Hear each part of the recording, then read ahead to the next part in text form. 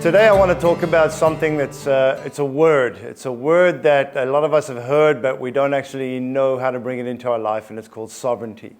It's a word that's very dear to my heart because when I became a sovereign human being, I became all that I could ever be, and everything inside of me just started working and falling into place.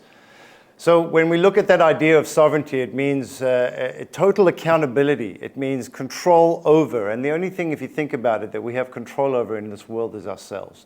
From the moment we're born, we start to learn how to walk and talk and use our fingers and our hands, etc. And once we grow up into our teenhoods, we're there, and get into our early 20s, it's us being responsible for ourselves. Now, if you think about something, for instance, for 20-odd years, you've been learning the way that you've been taught, you've been told, you've been fed, you've been nurtured, etc., by mother, by father, by parents, by schools, by educational systems. And you wake up at 20 years old and you're like on your own, and it's an amazing space, and you carry on going down your life and learning the things that you need to learn and figuring things out. And then one day you wake up and you're not feeling so good, and you're not feeling so healthy, and you're kind of out of control and out of sorts with the only thing that you've ever had control over in your entire life.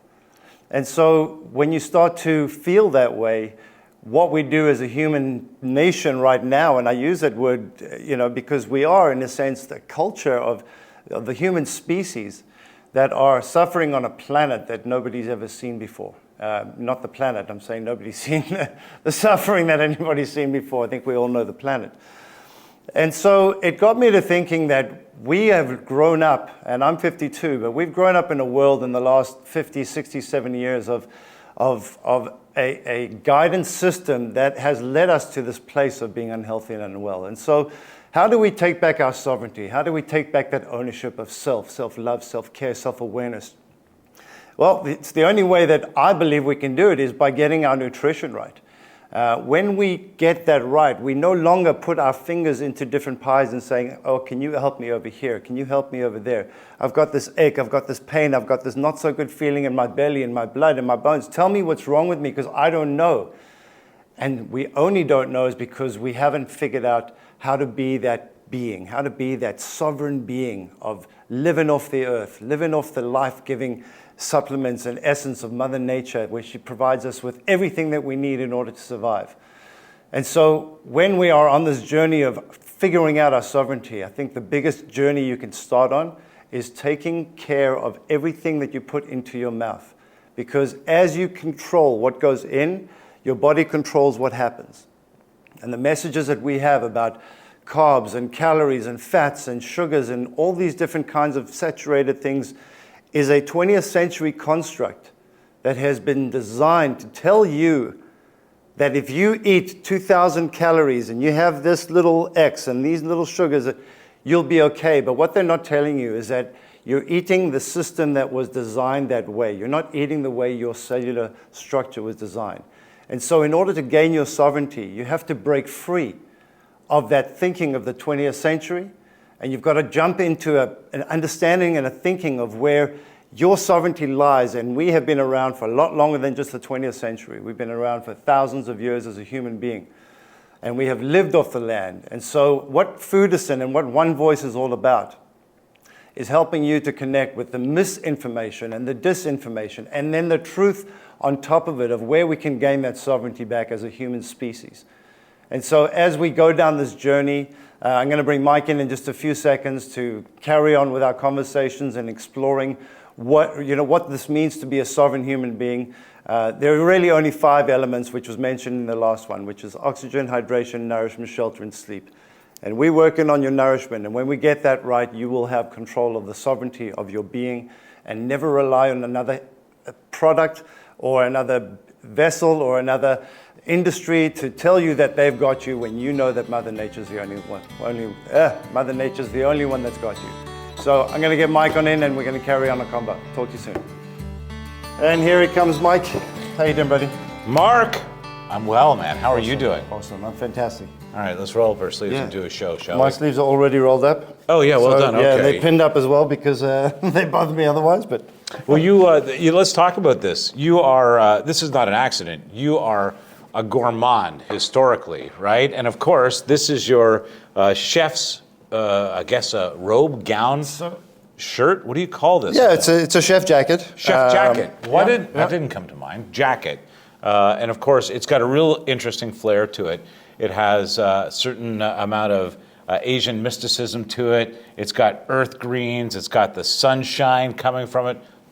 Tell me your interpretation of this. So when I started up at the 400 Markets up in Innisfil, a little bit of history on Foodicyn, a lady around the corner from me became a regular client of mine, and she was doing these amazing hats and these incredible bodices for rock and roll stars, etc. Oh, yeah. And I said to her, Foodicyn, something a little different and unique. Here's a jacket. Can you make me something that represents Foodicyn, please? And she's like, well, I don't really do that. I get people give me their ideas. Yeah. Okay, I said, so, here my colors are.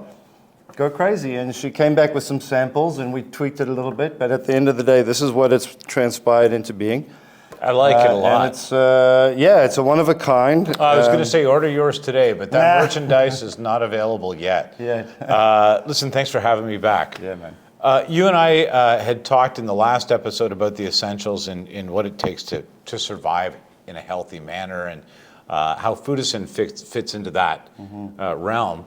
And just before the show today, we were talking about how this program has some added bonuses to it, things that you might not have. I certainly might not have made the focus of my Foodicyn journey, to be honest with you. And that is, this is probably one of the best weight loss programs out there. And I'd like to share with you why I think that, and you can maybe answer to this. Please do. I'd love to hear your story. I didn't go into this to lose weight. In fact, I think if anything, I've probably gained a bit of weight, but it's healthy weight. It's muscle mass. And the other thing that I've noticed is, and this makes my wife absolutely amazed, is that I am religiously adhered to this program.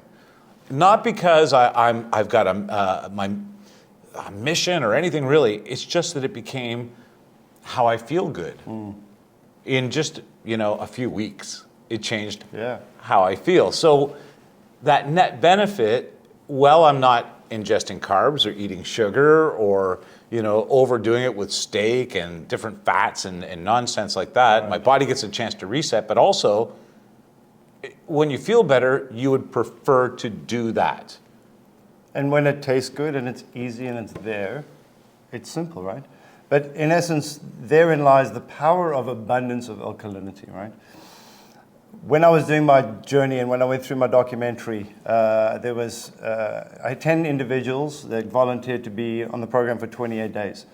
And I remember I was in the infancy. I was still trying to figure it out, what does it mean? How can I reverse every disease? I'm just a catering guy, I'm just in the food industry.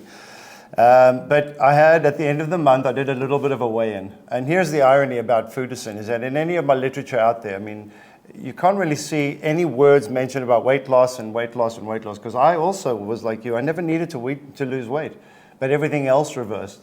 And so the point of the story is when I got to the documentary and did the weigh-in at the end of the month, there were several people that lost mass amounts of weight. You can check my documentary out. It's on my YouTube channel as well. Check the link inside the description for today's show, and you can make your way to that documentary. Awesome. But there was a woman who came to me and she said, please, I'm so small, I can't afford to lose weight. If I've lost weight, don't tell my husband, he'll freak out. Anyway, she lost 0.01 kilograms. But what happened is that her iron levels that were high came down. Her sugar cravings went away. Her husband lost 4.7 kilograms. Another guy lost 10 kilograms. What I learned from that was when the power of alkalinity and Mother Nature and the electrical charge that it all brings works together and it hormonally balances your body will dictate where it needs the biggest amount of help. If it's in the blood pressure, if it's in the cholesterol, if it's in the weight loss, if it's in the weight gain, everything plays a role when everything is balanced hormonally. So, it doesn't surprise me that you've carried on your journey, you feel better, you're making your decisions for yourself now, apart from the morning routine that you do, but those decisions are better because you're feeling more alive, more healthy. And what I've learned as well is the older we are and we change our lifestyle, the quicker it is, because we've lived that life of 40, 50 years of indulgence, and maybe we know now we're not feeling that good, so it's easier for us to do that transition. Yeah, I don't think that I have no desire to transition back to sheer gluttony, although I do have memories of it that are fond. Now I'm just like, you know what, I really don't want to feel that way. I don't want, I think that my inflammation's gone. But the other side of it is, and here's another anecdote from life. My dad in his 80s would never juice. And recently somebody gave him a juice. This, by the way, is a cocktail blend.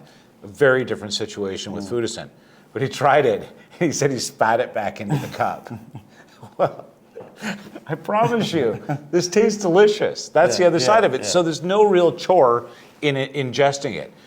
And you feel full, and also your body adjusts to, no, I really don't want that snack. I don't know why. Maybe you can explain that to me. Like literally, I don't snack anymore. Yeah. Nuts. Yeah, look, fruit. Again, it's about connection. You've been on this earth for long enough to understand what feels great and what doesn't feel so great. And, you know, we start to disconnect with that snack as being something we need, as opposed to, hold on a second, I gave my body what I want in the morning, and so I'm okay, you know? Yeah. And this is where we can kill those sugar cravings. We can kill those things that have irked us our whole life. But one of the reasons that this works, and I know we mentioned Foodicyn a lot, and of course that's my brand, and yes, of course I got to make a living and what have you, but I really want to stress the power of alkalinity. And so taking it out of the Foodicyn realm and putting it into the alkaline realm, you know, if you're at home and you're sitting on the other side of the world and this is resonating with you, just go into your morning and make an abundant smoothie with as many alkaline ingredients as possible, and don't care what it tastes like. You know, when I introduced, or when I developed the red energy cocktail, I really didn't care what it tastes like. Tastes pretty good. Or look like, but it didn't taste or look like that, by the way, when I first did it.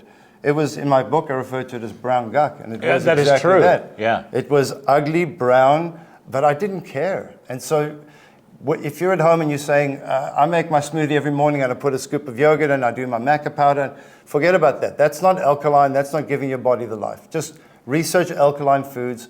Grab 10 or 15 different ingredients, throw it into a blender. Even if you've got to hold your nose, fine, go for it. I have spent years defining the fact of the nose hold removed, right? Sure. So, thank you. I appreciate that. Again, it's my pleasure. Yeah. Look, again, I tell all my clients, I worked hard at making healthy taste like more, because if it didn't taste like more, you wouldn't get the power that is in your hand that makes you that sovereign being of waking up in the morning and knowing I have me. I have all of me, because when I'm not taking care of my animal, I'm taking care of my human experience, and that is going out for dinner, going to friends, family, having that drink, having that steak. It's going to happen. We're human beings. It's so funny, but I don't view going out for that steak as, oh, I got to do it. It's almost like, oh, this is what we're going to do at this meal, and it becomes actually more about the social engagement. I think also, I'm a guy, and I hate to admit to this kind of stuff, but there's a certain mindfulness and a certain peacefulness that comes with, I don't have to panic about making my breakfast in the morning or what I'm going to ingest. As I pointed out in a previous episode, most of us have coffee and cake, let's be honest about it. Or we will substitute some sugary drink that says something nutritious on it, and that becomes our morning. I love mornings now. I hate mornings without my cocktail, my energy cocktail. And I think that is a beautiful piece of mindfulness I did not expect. That every day I would know that I'm starting my day by rehydrating, by then triggering the alkalinity in my body. And all of these things, I have to be honest with you, I've long forgotten. Because that's just my morning now, just a few weeks later. Right. And so the transition is very quick. Yeah, all this alkalinity stuff, Yeah. I'll be honest with you, it was interesting to me for the first 4 episodes. Okay. Because now this is just a part of my existence. I think that not being alkaline would now be a story for me. Oh no, I don't feel good anymore. Right. I mean, that would be, look, I've done that. I've done that all on my own body, so I know exactly what you're going to go through, right? I mean, climbing that hill to health is easy.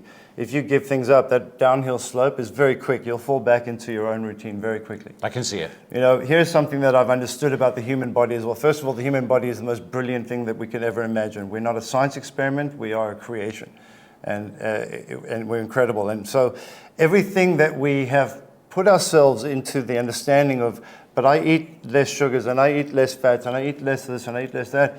There's no life-giving elements in that. It's just a new label that's slapped onto a product that says, here you go, and now you think you're doing right. So the placebo effect of I'm doing the right thing, but it's not connecting with here or there, you know, makes me go to the doctor again. Less of a bad thing doesn't necessarily mean it's a good thing. Right. And really what you want is your body to create from life, healthier life. Yeah. Life an abundance life. Of renewal. Yeah. Well, this is really cool. Look, I forgot something. Can you tell people to subscribe and stuff? I'll be right back. So this is One Voice Podcast. Just check below, subscribe, the YouTube channel. Share this with your friends. Share this with your family. We're working on a new syllabus. In fact, it's going to be a 10-stage syllabus. Redefining nutrition for the human species. Hopefully, we're going to get it into schools and start getting into the young mind introduce the green smoothie into the school component. So, I'm really excited about where this is going, and I just can't wait for the future, man. I'm having such fun doing this. Thanks so much. And all the nutrition and stuff aside, we do have a good time doing this. This is a good example of this right now. It says on it, "Do not throw out Foodicyn." And in here, in this magic bag, comes a topic out of the blue. I could do this. Don't you worry. They're a little stuck together in here. All right, this is a good opportunity for me to say to you, subscribe. I just said that. Wait, choice versus instinct. Okay. So, choice versus instinct is really an ode to the 20th versus the 21st century understanding of nutrition. When we look at what 20th century has brought us, we go into the grocery stores today. There's aisles and aisles and aisles and aisles of food, quote unquote. Around the perimeter is your bread and your essentials and whatever they tell you. And then there's even an aisle for healthy food. And so if there's an aisle for healthy food, what is everything else is my first question. But the point of that is that we have so much choice. What a great question. Right? I'll never unsee that at the grocery store. Thanks, Mark. Right. Well, sorry. Yeah. I'm sorry and you're welcome at the same time. That's awesome. But in that choice lies confusion. It lies, oh my gosh, where do I start? Yeah. I know what I like, and we can pinpoint 50 items on those shelves. Me, I was a big Doritos fan. I would go and get a bag of those and knock them back in a second. Right? Nacho cheese or Nacho, ranch? No, definitely nacho. Always. Me too, buddy. Yeah, there you go. Yeah. But herein lies the 20th century brought us the choices. We have 1,000,001 choices.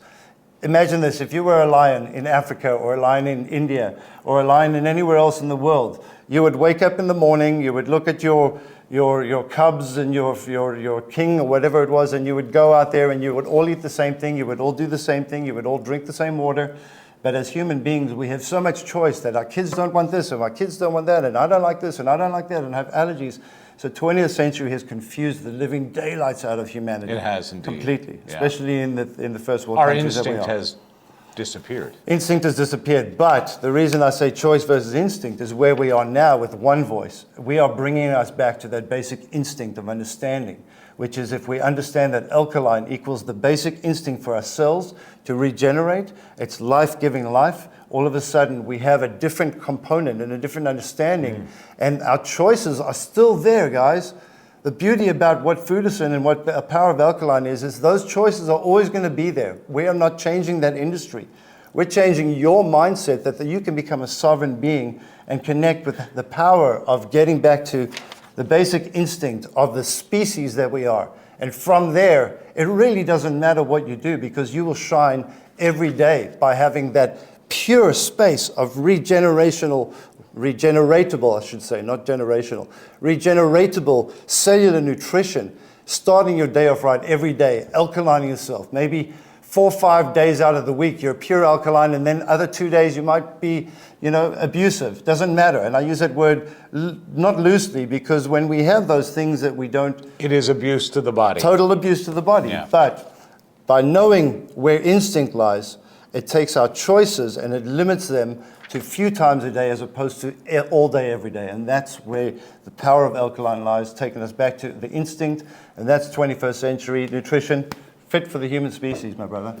Look, thanks. I appreciate this. We will do another one coming up in the next few days and make sure that that gets posted as well. Don't forget, you do have a choice, and it is really not that difficult. If you're in the general vicinity of Toronto, the GTA and just beyond that, please reach out to Foodicyn. Where can people do that? www.foodicyn.com, Foodicyn.com. I'm so proud of my website. It's looking amazing. It really explains everything to the T. Alternatively, reach out to me on my phone or my email address, which is foodicynteam@gmail.com, and call me, 647-204-1454. I'm always happy to take your calls. This has been One Voice. Thanks, Mark. I appreciate it. Thank you. I'm Mark Newman, hoping to see you on the other side of your health and wellness dreams.